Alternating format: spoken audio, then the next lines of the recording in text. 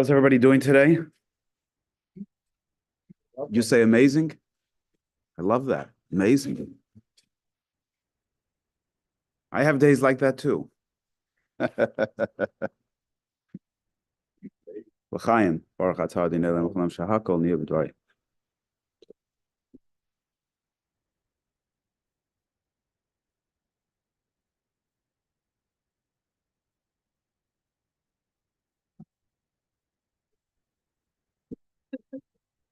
Is that what?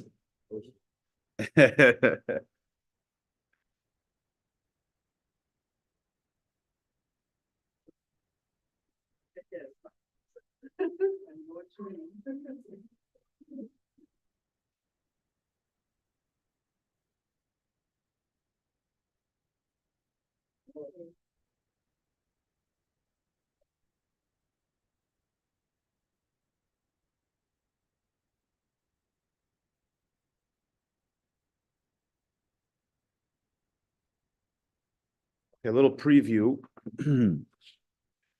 So today we're gonna do some stream of consciousness on Purim.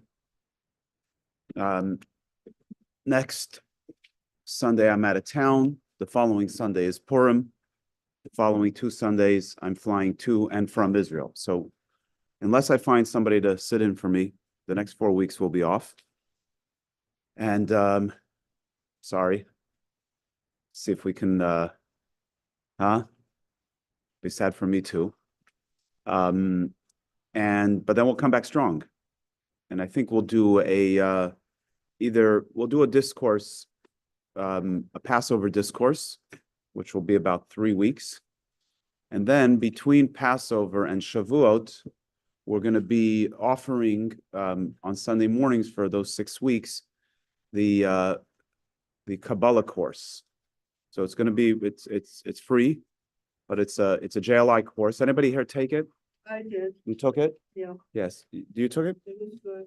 So we're going to do the Kaballah course. It'll be the same time. We'll probably either start 15 minutes earlier or give it a little bit longer. And it'll be very rich. It'll be and hopefully we'll also attract some new faces. And It's a good class. yeah, it's a good class, and it's going to culminate with we'll have kind of an ending ceremony on the eve of Shavuot. I don't know the exact date offhand, but we'll have an evening service and then a dinner, and we'll do some studying on that evening. So for today, we're going to talk about Purim. Any questions on the aforementioned? Morning. You're right on time. They say if you're there before it's over, you're on time. So, okay. So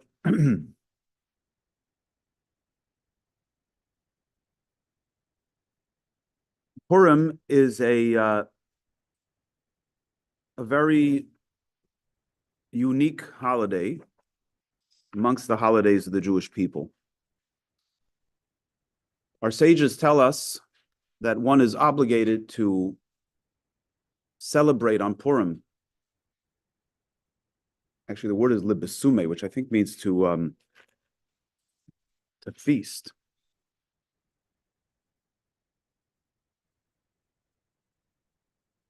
No, it specifically means to become intoxicated. So one is obligated to become intoxicated on Purim until they do not know the distinction between cursed is Haman and blessed is, what's his name? Very good. You're sober. I can see that.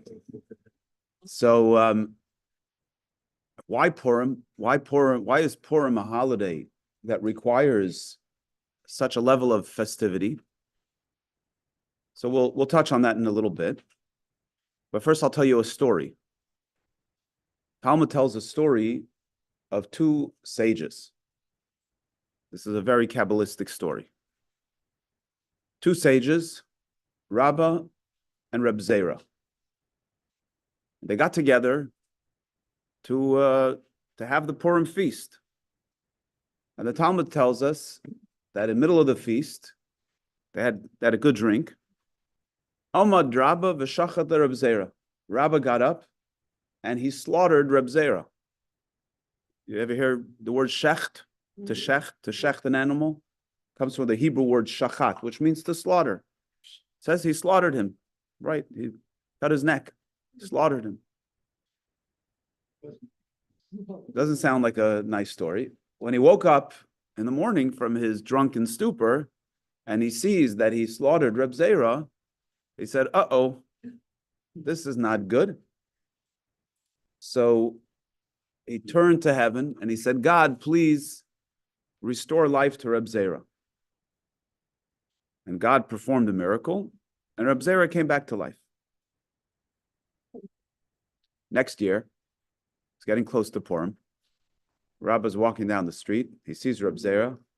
He says, "Hey, Reb Zera, you guys want to come over for the Purim feast this year?" So Reb Zera says to him, "Thanks, but no thanks."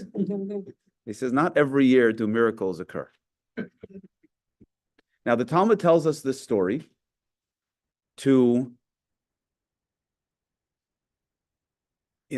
Talmudic language, there's something called Ma'aser Rav, which means the story of the rabbi, the story of my rabbi, or the story of a rabbi. When the Talmud tells a story in the context of a specific instruction, a specific halachic instruction, the story is there to prove or to strengthen the law. So the Talmud tells us that one is obligated to become intoxicated to this level, and it brings the story to show us that this is a real deal. You really got to get intoxicated. So therefore, we can't read the story as a metaphor, right? If the story was just told in some other context, we can say it's a metaphor. But since the Talmud brings the story to emphasize a law, it's like a case study, right? Case study has to be a case study of the subject matter that you're trying to present. So the story has to be a literal story. So what's the story? What does this mean? How does a rabbi go and slaughter another rabbi and so on? So the Rebbe has a fascinating insight into this. The Rebbe says like this. The word Rabbah, anybody know what the word Rabbah means? What does the word Rav mean besides rabbi? Many or great. So in the context of rabbi, it means a teacher, but Rabbah means great, right? We say in the morning, Moda ani lefanecha, I give thanks to you, Hashem, etc., etc. Rabbah emunasecha, great is your trustworthiness, right? So Rabbah means great. Zera, Reb Zera, Zera means small. So Rabbah had what's called in Hasidic language big vessels. He had large vessels. Reb Zera had small vessels. And as we discussed in the recent discourse, the distinction between a big vessel and a small vessel is how much you can put into it. If you have a big vessel, you can put a lot of light into it. If you have a small vessel, you can't put it that much into it. So Rabbah was able to delve into the great mystical teachings of Judaism, and he was able to contain it. But when those very same teachings he taught to Reb Zera wasn't able to contain it. Let's elaborate for a moment.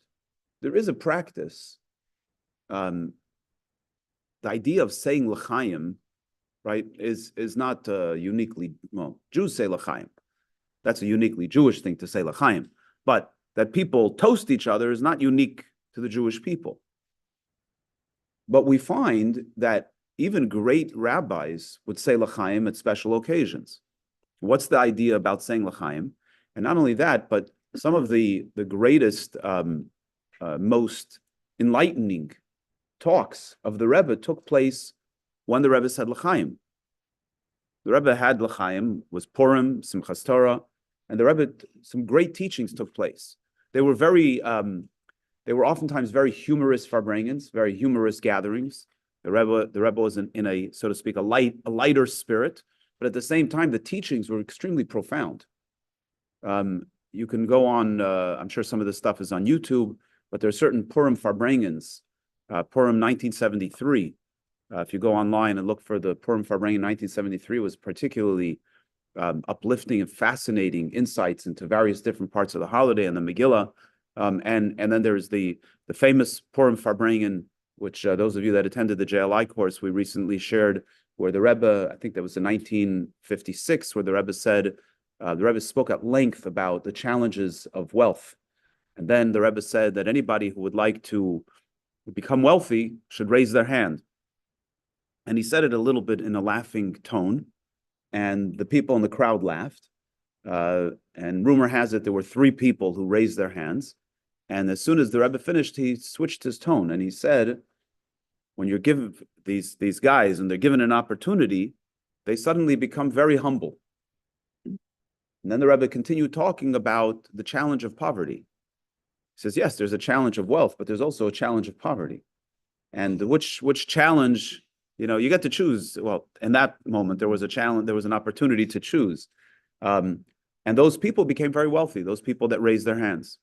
One of them was interviewed on the video. He never formally admitted that he raised his hand, but he was present and he told the story, and he became very wealthy, as were the others that are, nobody knows for sure who they were, but you saw miracles taking place, and it's true. We find these events in the Talmud, and we find it throughout the Jewish history, at simchas, where a rabbi is celebrating a simcha of a child or a grandchild or a friend, and would say l'chaim, and then great teachings would come out.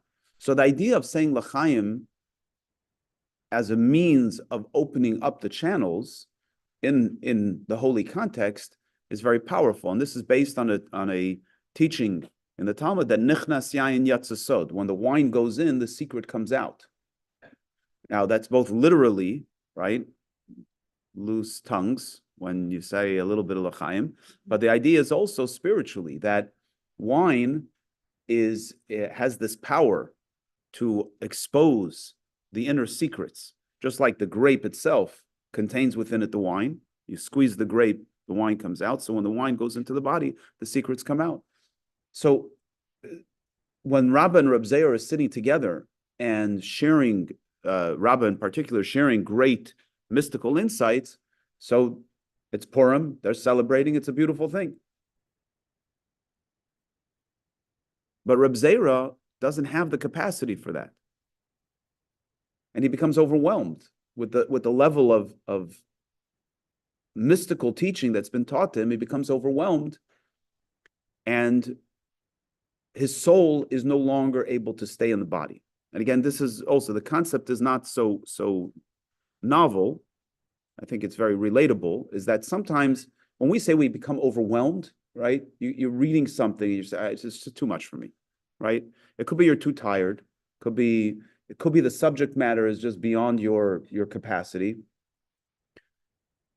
It's like you're trying to put together a piece of furniture, right? And you take out that thing, it's just as not for that. I can't, just go take it away from me, right? So it's just much. The brain can't. Now, what happens if you push yourself and you do it? So sometimes you push yourself and you do it, and you just get a headache. Sometimes you navigate it and it makes sense. And other times you can literally crack up. I mean, I need a break. I just need a break. And there's the concept where people study things that are beyond their comprehension, and their mind starts racing, and literally that you can go crazy from such a thing. In Reb Zeir's case, the Talmud says, what does it mean when the Torah tells us to slaughter an animal? V'shachat. That's the instruction, right? You should slaughter an animal. So the Talmud says, Ein v'shachat ela v'mashach. How do we know that when you slaughter an animal, you have to pull the knife?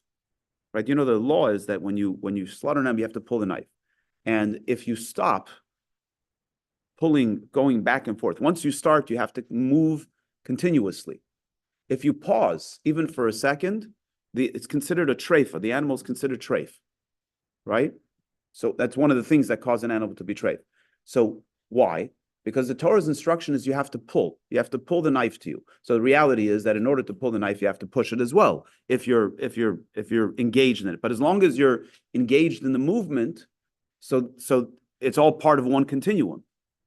But the point is that the word v'shachat, the word teshecht, means to draw towards yourself, to draw the knife towards yourself. So the Talmud says that Rabbah got up and he was shachat leReb Zeir. He drew Reb Zeir's soul out of his body. So, in other words, it's a literal result of the drinking of the alcohol. and he literally drew him out. He drew his soul out of his body. And so when he woke up the next morning, he hadn't slit his throat, but he had caused him to expire. His soul left his body. Because what happens? What happens when you experience such profound divine revelation?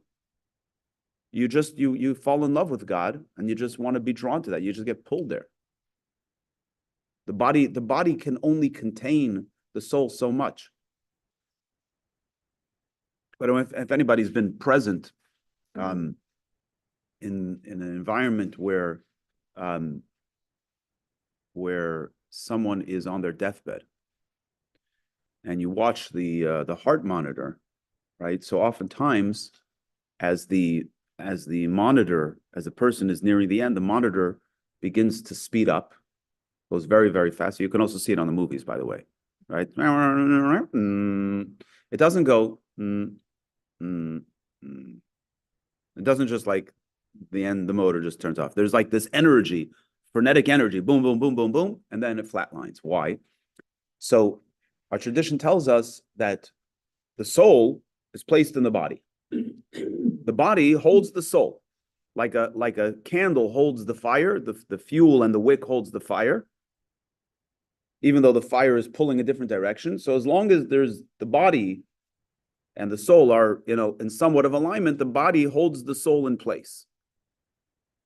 The angel of death, who has a bad reputation, but he's an angel like any other angel. He, she, it is an angel like any other angel. The angel of death comes to the person and begins to turn the light on, intensifies the light.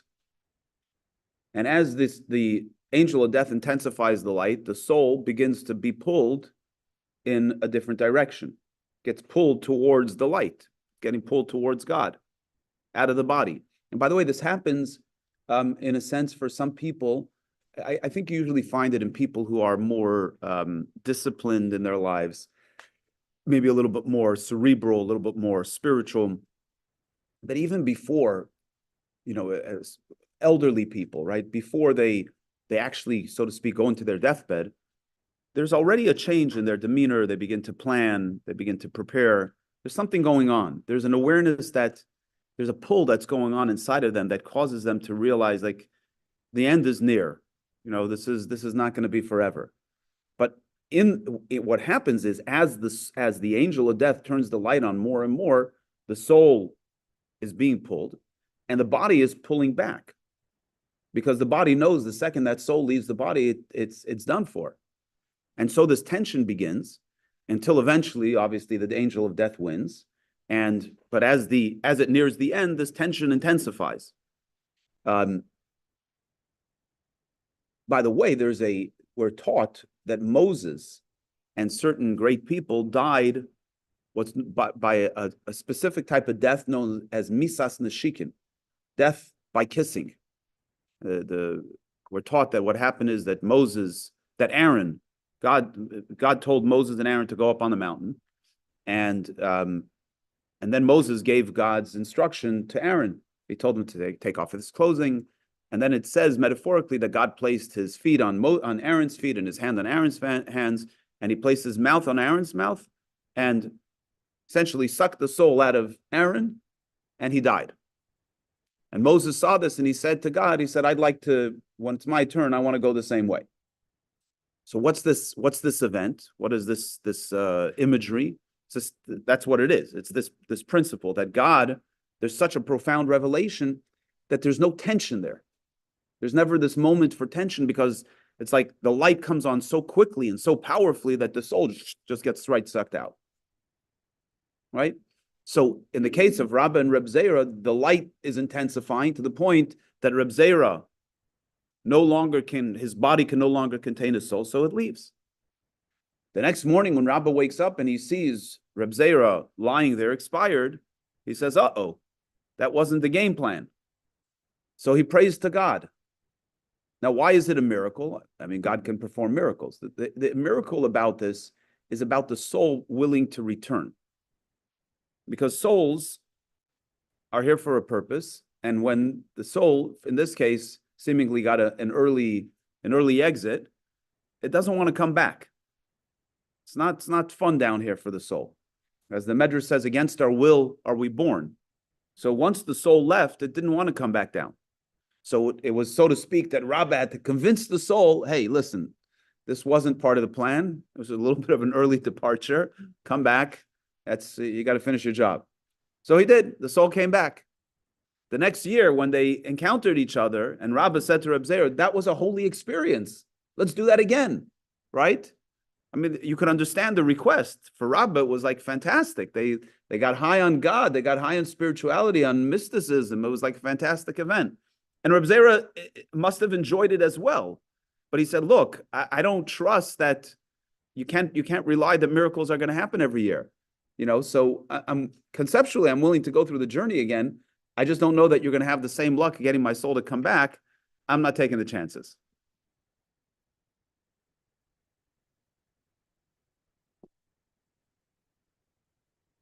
So you can tell that story at your Purim feast.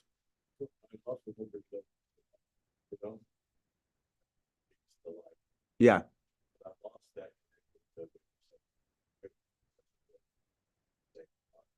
So the L'chaim is, so there's I'm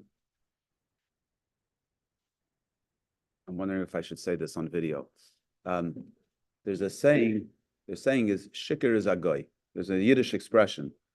A drunk is a Gentile. Jews don't get drunk. I mean, unfortunately they do, but the concept of you're sitting down at a holiday meal, you're not drinking to get drunk.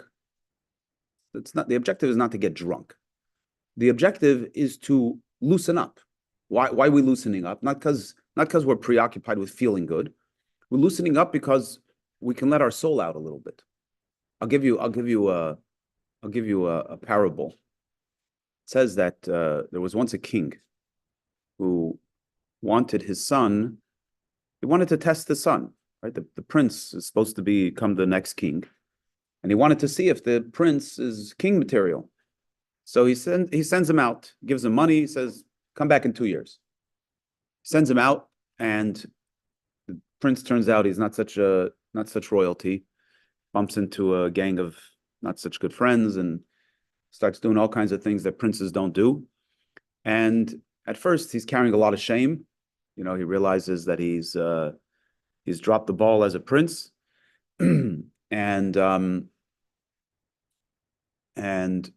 but what happens oftentimes is that the shame becomes our identity, and he stopped worrying about it. And he settled into his new life with the peasants, and and this went on for a couple of years, way beyond the time that he was given the 2 years. But he didn't have the heart to turn back to the palace, and he just became part of the peasants. One day, the king, who knows that his son went down a bad path, after all, he is the son of the king, he sends him a letter. He says, my dear son, I know that you've turned away from the path, but you're still my son. You're still royalty. I want you to come back to the palace. I love you, want you back. So the prince gets this letter, and he's just completely torn apart inside. Like, wow, my father, what a benevolent king. He loves me. He cares so much for me. I'm going to go back to the palace, but now I have to celebrate. But who am I going to celebrate with? These peasants, they don't understand what I'm experiencing. Their emotional systems don't even have a level of refinement to experience this. So he comes up with an idea. He says, guys, I'm throwing a party tonight at the bar. Everybody comes to the bar, and everybody's partying, and he says, drinks on me. First round, everybody has a round of drinks. Everybody's warming up. Second round on me. After a couple of rounds, he gets up and he says, I need to give a speech. Everybody gets quiet. They're all drunk. He says, I want you to know I am the prince. Nobody believes him. Nobody cares. They're drunk. They're happy. He's the prince. Fine, be the prince. You can be anybody. You can be the chief rabbi if you want. He says, and I want you to know that my father, the king, sent me out into the world to test me to see if I'm king material. Yeah. He says, and I have failed miserably. He's like, they're cheering him on. He says, but my father loves me, and he's invited me back to the palace. and he's such a great, wonderful king, a benevolent king, and everybody's cheering. They're all happy. They don't know what they're happy about, but they're happy. So this is given as an analogy for the saying l'chaim. The soul. I want you to lean into this idea because it's extremely powerful, and really, I'm gonna bring this to the mystical meaning of the holiday of Purim in a minute.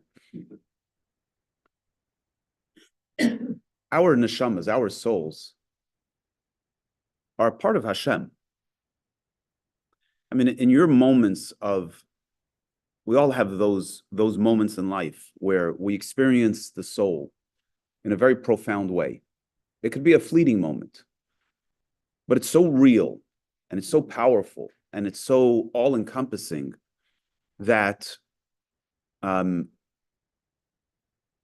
that it sets a truth for us that in the hardest of times, the most difficult of times, the most joyous of times, we are plugged into something that is so profoundly transcendent that we can't deny it, we can't escape from it. We had this gentleman in here before, and he was talking about how lonely he feels in the world today. And he says that when he's with the Jewish people, he feels that's the only place where he feels connected. But he says,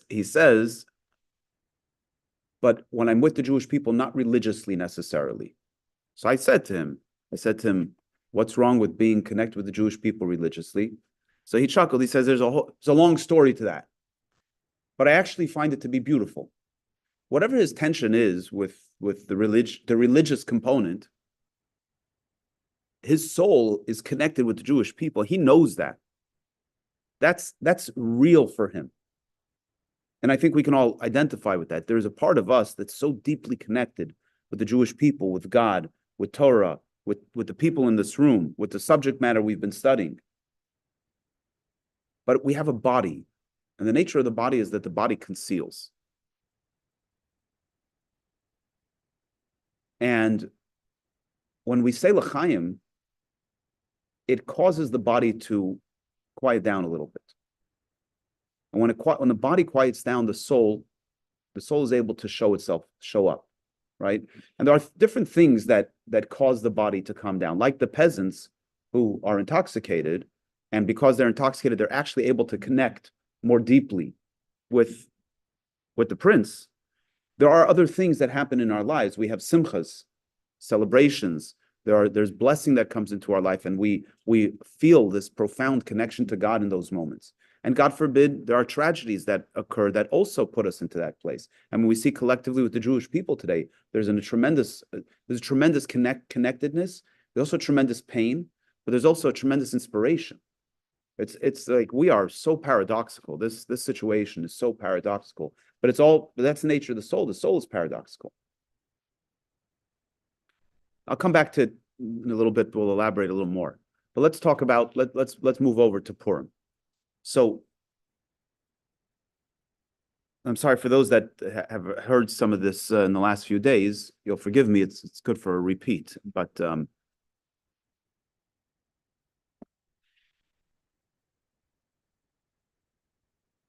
the Megillah, it says that Kimu v'kiblu haYehudim. There's two verses. One is Kimu v'kiblu haYehudim, which means that the Jews affirmed and accepted. There's another verse that says v'kibel haYehudim es asher hechelu la'aseh, is that the Jewish people accepted that which they had begun to do. But both of these verses convey the same message, and that is that during the story of Purim, the Jewish people affirmed that which they had already accepted at Mount Sinai. In other words, whatever had happened at Mount Sinai was incomplete until the story of Purim. And something about the story of Purim caused it to make the events of Sinai complete. What is that? What happened at Sinai, and what happened in the story of Purim, and why is the story of Purim where this transpired? And it's going to inform us about this principle, this instruction regarding the holiday of Purim, that one is obligated to celebrate ad lo yada, until they do not know the difference between cursed and Haman is blessed and Mordechai. And as well, it's going to inform us about why specifically the intoxication brings us to this level.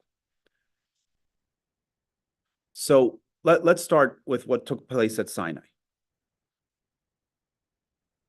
At Mount Sinai, we know the Jewish people said, Na'aseh v'nishma, we will do and we will listen, we will hear. In other words, our first response is obedience. We're going to do God's instruction, and then we're going to attempt to comprehend. What oftentimes, and we hail this as the real quality of the Jewish people, that when God came to us, there's a joke, right? That God came to there was a singer in the early 1900s, his name was Yontif Erlich, and he composed a lot of songs in Yiddish. Some of them were translated into English. There's a singer, Avram Fried, who sings them in English, but he tells this medrash in cute modern terminology. He says that God sent an angel with the Torah, and he sent them on a mission. So first he comes to the Russians, and he says, would you like my Torah? And the Russians say, tell us what's in there. So he says, I am the Lord your God. He says, no, we don't believe in God. Okay, he goes to the French, and he says, would you like the Torah? So they say, what's written in there? So he says, you should not act immorally. He says, no, that's not for us. So he comes to the Americans, and he says, would you guys like the Torah? So the Americans say, what's written in there? They say, honor your father and mother. They said, no, we have Father's Day and Mother's Day for that. We don't need this the whole year around. So it goes to all the nations, and then he comes to the Jews. And he says to the Jews, would you like my Torah? So this is not in the song, but the story goes, they said, how much are they? So he said they're free. He said, well, take two. Anyway, in the song, they said, sure, Nasa v'nishma, and he says, okay, they got to give you a receipt, anyway. So, but the idea is that the Medrash seems to present the story like the Jewish people, we were so loyal and ready to commit to God, and we said we will do and we will hear. There's a backstory to this. The backstory is that God took the mountain and he picked it up over their heads. And he said, either accept my Torah or you're going to be buried here. Now, I suspect if God said to you, would you like my Torah? Yes or no? We'd say, absolutely, for sure. Whatever you want, we're going to do exactly what you say. So what's the great praise? And in fact, the acceptance of the Jews, because that the mountain was lifted up over their head, the acceptance of the Torah is actually suspect. The sincerity, the commitment of the Jews is actually suspect. Did we do this willingly, or were we coerced into it? Which is ultimately why in the story of Purim, as we'll talk about in a moment, there was a different experience in accepting the Torah. But let's first finish. What does it mean that God picked the mountain up? So it's not as ominous as it seems, even though the end result is the same, the conclusion is the same, but it's not like God put a gun to their head. What it means is that a mountain represents love. In our tradition, a mountain represents love. And God showed an abundant love to the Jewish people. Now, by the way, when did this abundant love start? It started when God chose Abraham. And throughout the years of the Egyptian exile, God's love was there. God's love was to the point that he redeemed the Jewish people from Egypt. Did I say Israel? I meant Egypt. That he redeemed them from Egypt. Right? This was a profound love. The Medrash tells us that when it came time to redeem the Jews, one of the reasons that we needed to put blood over our doorposts was because in many ways there was no distinction between the Jew and the Egyptian. The Jewish people had sunk to a very low spiritual level. And the angels were challenging God, like, why are you saving the Jews? They look just like the Egyptians. And God said, well, it's just the way it is. I love them. The Medrash, the verse, it says, Hafti eschem amarshim, I love them. Yaakov, ahavti v'seis tzanesi. I love Jacob and I hate Esau. Just the way it is. I can't help it. So God takes us out of Egypt and he brings us to Mount Sinai, and he's giving us his greatest treasure, his greatest gift he's giving to us, he's offering to us. How do we say no to something like that? I mean, think about it. Somebody does kindness to you over and over again. A parent showers a child with love. A sibling, a friend just gives you and gives and gives. They open up their heart to give everything to you, and then they ask you to do something. Can you say no? You can't say no. So God showered them with love. So yes, it's true that this mountain, both literally and metaphorically, represent this profound expression of love. But at the same time, it's a coercion. It's a coercion of love. It's a manipulation. It's not a bad manipulation, but it is a manipulation, right? It's I loved you so much, so you had no choice but to respond to me. It's, in other words, the whole Judaism is supposed to be about serving God with our full being. Otherwise, God would have left us as souls. God put our souls in a body because he wants us to serve him with the totality of our person. The totality of our person includes not just our physical body, which is how we do the mitzvah, but the totality of our person includes our emotions and our intellect. And if we're coerced emotionally, if we're manipulated emotionally, again, I mean that only in the most positive way, but if we're manipulated emotionally, then we're not owning it. By the way, this is a very important part of the experience of raising children, which is to learn how to separate, to give them, to let them know that they're loved, they're cared for, but as they mature, to be able to cut the cord, to let them navigate it and to struggle. If every time a child needs help, the parent bails them out, the child never learns emotional stability. They never learn to think for themselves. And we all know people whose parents were helicopter parents and never let go, and they're adults and can't seem to figure out their lives. It's not healthy. So when you manipulate someone's emotions, it's actually not good for them. They're not showing up with the totality of who they are.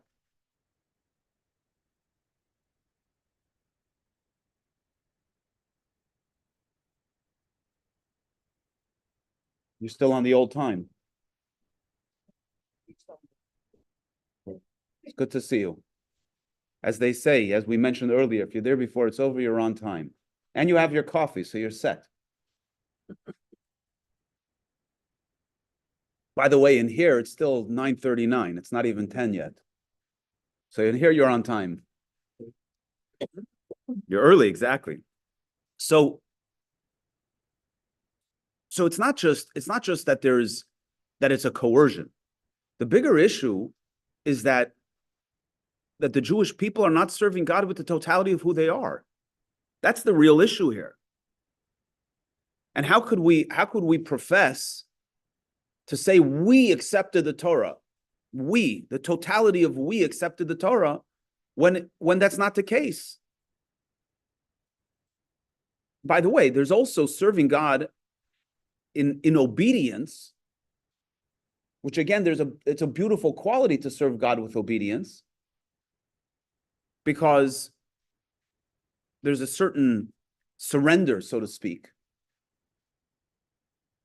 And we're oftentimes likened to a servant, right? A servant who serves God. Eved Hashem. The verse says, Ivdu es Hashem. Serve God with joy. So being a servant is a wonderful quality.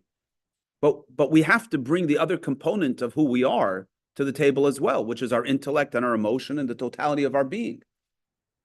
Which, by the way, also parenthetically, is the experiences that we have in life. Each of us are given a unique journey in life. I'll share a beautiful, Dina shared this Friday night. There's the Chernobyl Rebbe says that that when we invite guests, The Talmud says that in welcoming guests is greater than receiving the face of the Shekhinah. Why is that so? Because there's so much that goes in to welcoming a guest properly into a home. There's the home. There's all the work that goes into preparing the home, to building the home. There's the specific preparation for the guests. And then inviting the guests in is the totality of the experience brings everything, as opposed to a single divine revelation is wonderful. But here you're bringing the totality of the experience into this act of welcoming guests. That's greater. There's more effort, so to speak, in this mitzvah of welcoming guests than even receiving the Shekhinah. I don't think I've lost my train of thought yet. Hold on. And she quoted, there's some poet named Rumi. Anyway, he says something I don't know the quote offhand, but he says something about within that welcoming guests within ourselves. Who are the guests within ourselves? So there's depression, there's happiness, there's insecurity, like all of those things that we have, those are all our guests. And we have to welcome the totality of those guests into our being, because that's how we show up. That's the totality of our person, is all of these other guests. So whatever it is that we experience in life, the unique challenges that each of us have, the unique blessings that each of us have, all of that has to be brought into our acceptance of the Torah, our commitment to God. And if our acceptance is just one of obedience, and even more so if it's an emotional coercion, then we're not ultimately really serving God with the totality of who we are. You had a question? No. So that's Mount Sinai. And that was only the beginning. And it was incomplete for that very reason. So we fast forward to the story of Purim. And the first question about the story of Purim is a question that's asked in the Talmud. The Talmud says, Esther min ha-Torah minayin. Where do we know Esther in the Torah? What's the question? The question is that everything has to originate in Torah. The 5 books of Moses. It says, Istako b'Yoraisu bara alma, God looked into the Torah and created the world. So the Torah is the blueprints for the world. And everything in the Torah is written, everything that happens in history is found within the Torah. I'm not saying there's necessarily a mitzvah to go look for everything, but everything is found within the Torah. So the Talmud wants to know, where do we find the story of Purim? Where do we find Esther? The story of Esther, where do we find it in the Torah? So a fascinating answer. It says, V'anoichi haster aster panei bayemahu. The Torah says, and I will surely, in the rebuke, the Torah says, I will surely hide my face on that day. Listen to the words, V'anoichi, I, haster aster. You hear the word Esther in there, right? So what does the word Esther mean? The word Esther means to conceal, to hide. Haster aster. Hester, to conceal. So what is the whole identity of the story of Purim? It's divine concealment. It's the exact opposite of Mount Sinai. Mount Sinai, there's God's love is totally exposed. So we're totally coerced into this love relationship with God. Purim, it's exactly the opposite. God is totally concealed. God is totally hidden. Right? There's no miracle in the story of Purim. On Pesach, the water turns to blood. The firstborn Egyptians are killed. God jumps over the doorposts. On Shavuos, there's a revelation. God reveals himself at Sinai. No bird makes a sound. The mountain suddenly sprouts with all kinds of greenery.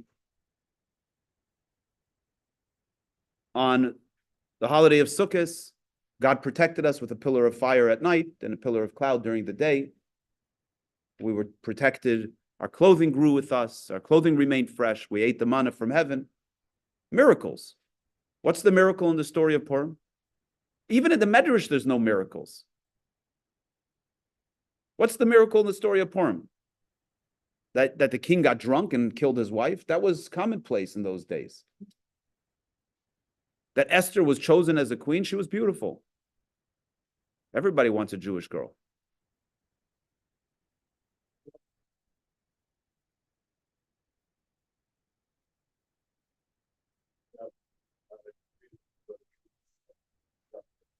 Well, the king had a difficulty sleeping. The king had a difficulty sleeping.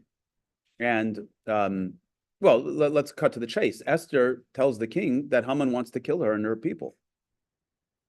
He loves her. He's not, by the way, if you read the story, Haman paid the king off to kill the Jews. King didn't necessarily, it says that Achashverosh was a foolish king. He was an idiot. He offered him 60 talents of silver. He said, sure, like people, I got 127 countries. You want to get rid of a couple of Jews and you fill up my coffers? No problem. By the way, during World War II, there were countries that protected the Jews for money. They didn't care about Jews necessarily. They appreciated the money. And others sold their Jews for money. It's just, it was just a business deal for him. So now when Esther says to him, and by the way, if you look, you want to talk about like a Yiddish cup, like Esther set the whole thing up. She knew how to manipulate her husband. She said, oh, we're going to have a feast. He says, oh, sure, anything you'd like, up to half my kingdom. They throw a feast. She cooks him a good meal. He eats. He's, is that, okay, what can I do for you? You'll have to wait till tomorrow. Right, so where's the miracle? You're right, by the way. The miracle is in that it flipped so quickly. But there's no supernatural event that took place there. In other words, the Megillah is telling us that every physical event is actually miraculous. Every natural event is miraculous. And it perfectly fits into God's master plan for existence. That's actually the miracle of Purim. But the greater miracle is that the Jewish people didn't capitulate. They saw what was going on, and they said, you know what? Now's our time to really commit ourselves to Torah. Look what's going on in the world right now. We are in the exact same situation. Exact. There's really nothing different in 2024 than there was in the story of Purim. All natural events. All natural events. You want to be, even if you want to be critical of Israel, right? Which many are. Many Jews are critical of Israel, even as they stand strong with our brothers and sisters. Israel dropped its guard, Netanyahu this. Everybody has their philosophical and political and whatever reason for how October 7th happened. And who's to know what the truth is? It doesn't make a difference. My point is, no one says that this was a miraculous event, right? That this is an otherworldly event that they came in and did this.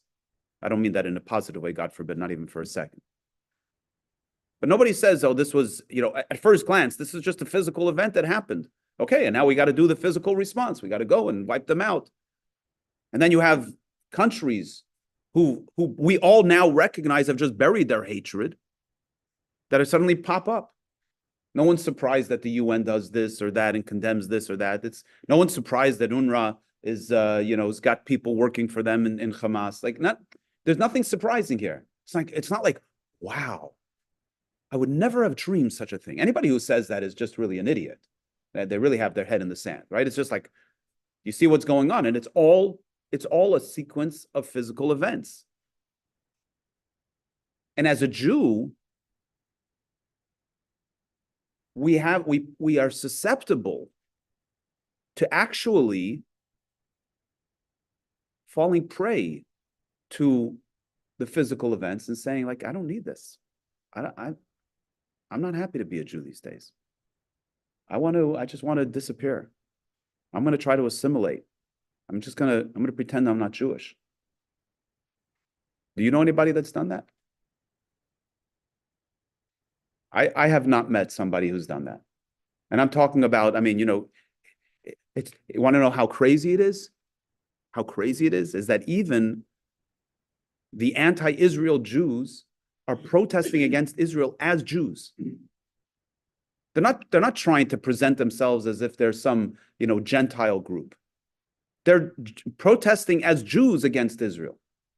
They can't deny their Jewishness in this event. Okay, it's sad that they're upside down. They're really crooked and upside down. But it's as Jews that they're protesting.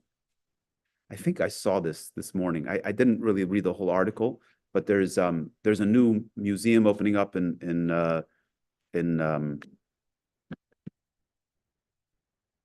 Amsterdam, I think. So there's a group protesting. They call themselves the Erev Rav. What is the Erev Rav? The Erev Rav means the mixed multitude. It's the mixed multitude that came out of Egypt with the Jewish people and actually seemed to have instigated a lot of the negativity that happened in the desert. The Medrash attributes to the Erev Rav.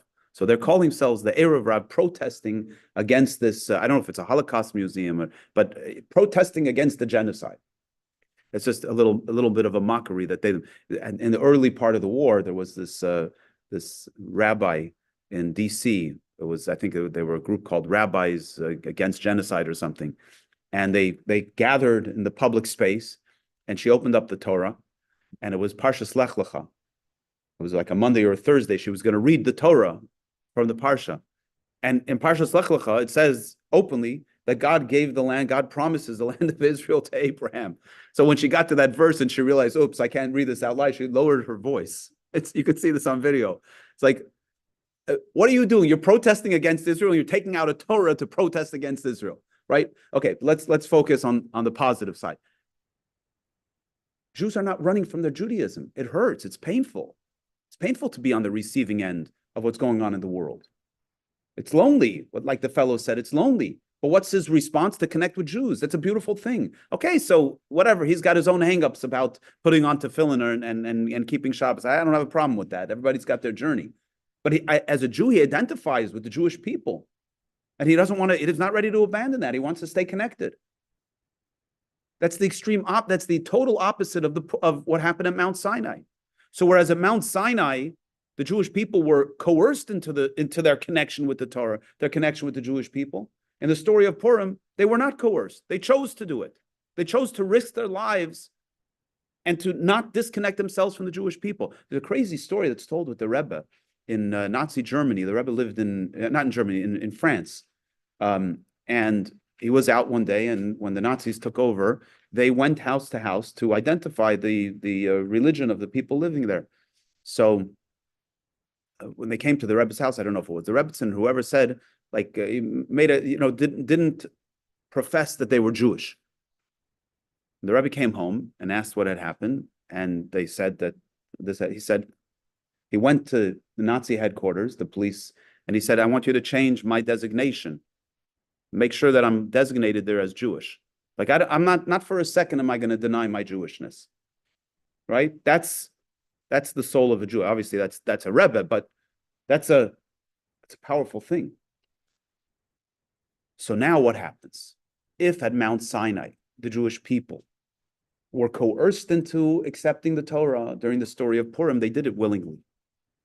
And because they did it willingly, and they did it in a time where everything was negative, and they could have easily escaped it, they could have moved themselves out of the story, that means they brought the totality of who they are into their commitment to Torah. The Jewish people accepted upon themselves that which they began to do at Mount Sinai. How do we know that what they accepted at Mount Sinai was real? Because during the story of Purim, they accepted it willingly. And this is really the underlying messaging of the story of Purim. And now we're going to dig into the identity of the Jew. The identity of the Jew is not the identity of the soul exclusively. The neshama in our body is what makes us Jewish. But when it says, when we say in the prayer, Ata v'chartanu, you chose us from all the nations, God didn't choose our souls. You know why? Because our souls, there's no choice. You see a beautiful Jewish soul, you can't compare that to anything else in the world. But when you look at the body of the Jew looks like the body of the Gentile. So the choosing that God chose is he chose the body. And into this body, he chose to place the soul. So the real choosing is in the body. And that's why Purim is a celebration of the body. The whole holiday is all about the body. It's about giving money to the poor so that they can have their food needs. We give gifts of food to each other. We sit down and eat a feast. Even the way we read the Megillah is a bodily experience. We make noise. It's not like the spiritual experience where you listen to the Torah reading. It's a noisy event. It's an engaged event. You stomp with your feet, you shake your grogger, you scream, boo. It's very un-synagogue-like. Why? Because it's all about the body. It's all about the totality of the Jew. And this is what it means, adelo yada. What does adelo yada mean? One is obligated to become intoxicated on Purim until they don't know. So knowledge all exists within a framework of creation. In other words, the distinction, fragmentation, lives in a created reality, even if it's a spiritual created reality. That's where fragmentation lives. So in the fragmented world, there's a difference between Yaakov and Esau. And there's judgment and there's structure. What we need to do in order to navigate the challenges of the story of Purim and to navigate the challenges that we're facing today is we have to elevate ourselves above all of the circumstance. We have to plug in at a level that transcends distinctions. What it is at that level that transcends all of that binds one Jew to the next. It's the level that transcends all of that where God says, I hear that you are telling me that there's a difference between Yaakov and Esau. I'm sorry, I hear that you're telling me that there's no difference between Yaakov and Esau. But God says, but where I am in this transcendent place, I'm making that distinction. It's paradoxical. It's actually specifically in that place that's transcendent that God says the impossible exists. And that is that Yaakov I love and Esau I don't love. And therefore I'm going to protect Yaakov. It's at that place, like the prophet says, in truth, God doesn't need our good deeds and could care less if we do sin. God is so much bigger than we say this a lot. God, does God care if I turn on or off a light switch on Shabbos? In truth, God is so much bigger than that. He is bigger than that. God's infinite.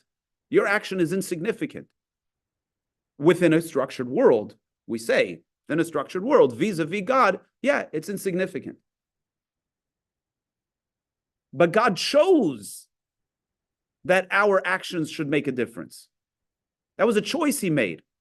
Where does choice live? Choice lives in a place where distinction doesn't exist. When there's distinction, then there's no choice. Because something always outweighs the other. When you look at Yaakov, when you look at Esau, okay, I see. That's not real choice. When I see a soul and I see a non-soul, I give you $1 million or an empty paper cup. It's not a choice. If you're a righty and I put the same orange on the left and the same orange on the right, you're going to pick the one that your right hand's going to gravitate to. We're all influenced by something. There's always, in any choice that we make, we're influenced by something. It's only at the highest levels of godliness where there is no distinction that God makes a choice. That's the place of adelo yada. That's the place of not knowing. Because knowledge already means distinction. So on Purim, we plug into that place. We plug into that place of not knowing. And when we plug into that place of not knowing, then we can transcend everything. Then we can navigate any challenge. Then we can bring the totality of who we are into our relationship with God. Does this make sense?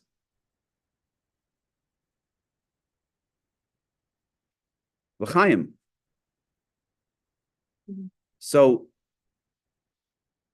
speaking about L'chaim, in 2 weeks is Purim.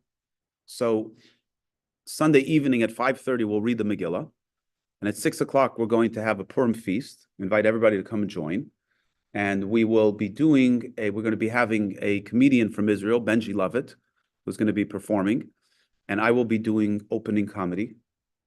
So please support me in my first ever opening act. See, I'm already getting laughs. It works every time. So hopefully the rest of it will be a little funnier than that. But I invite everybody to come. Please sign up. We have limited space. We'd love to see all of you there. Have a great week. As I mentioned, we're going to be off for the next 4 weeks unless I find a replacement teacher. We'll pick up with a Passover discourse 2 weeks or 3 weeks before Pesach. Keep an eye on the text and have a great week. 2 weeks Sunday. 2 weeks Sunday, yeah.